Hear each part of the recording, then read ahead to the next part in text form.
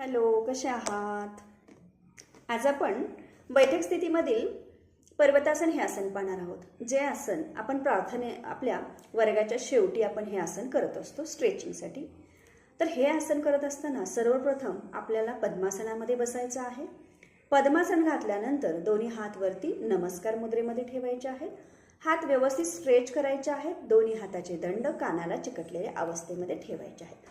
शरीर म्हणजे पाठ, कमर वरच्या दिशेने पूर्ण स्ट्रेच करायचे आहे. आणि हे आसन घेतल्यानंतर आपलं श्वसन हे संथ असायला हवं. श्वास घेत राहायचा आहे, श्वास सोडत राहायचा आहे. आता हे आसन आपण किती वेळ करू शकतो? तर हे आसन आपण सुरुवातीला 1 ते 2 मिनिटं आरामात करू शकतो.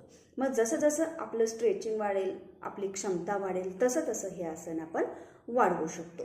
आता हे आसन सोडत असताना आपल्याला सर्वप्रथम वरच्या हाताची नमस्कार मुद्रा रिलॅक्स करायची आहे आणि त्याच्यानंतर पद्मासन सोडायचं आहे.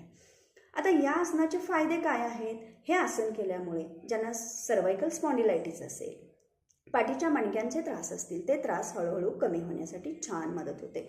त्यानंतर हे आसन केल्यामुळे आपले दोन्ही हात आपण याच्यामध्ये वरती स्ट्रेच करत असतो. त्यामुळे हाताचे जे स्नायू आहेत त्या हाताच्या स्नायूंना छान व्यायाम मिळतो.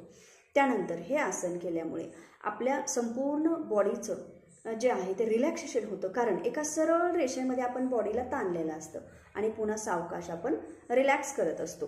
तर हे जे आसन आहे, हे आसन केल्यामुळे याच्यामध्ये आपली चेस्ट ओपन होते. चेस्ट ओपन झाल्यामुळं काय होतं? जे चेस्टशी रिलेटेड, श्वसनाशी रिलेटेड जे आजार असतात, कारण याच्यामध्ये श्वसनाची क्षमतासुद्धा वाढत राहते आणि दमा, अस्थमा यासारखे जे आजार आहेत ते आजार कमी होण्यासाठी मदत होते. Thank you so much.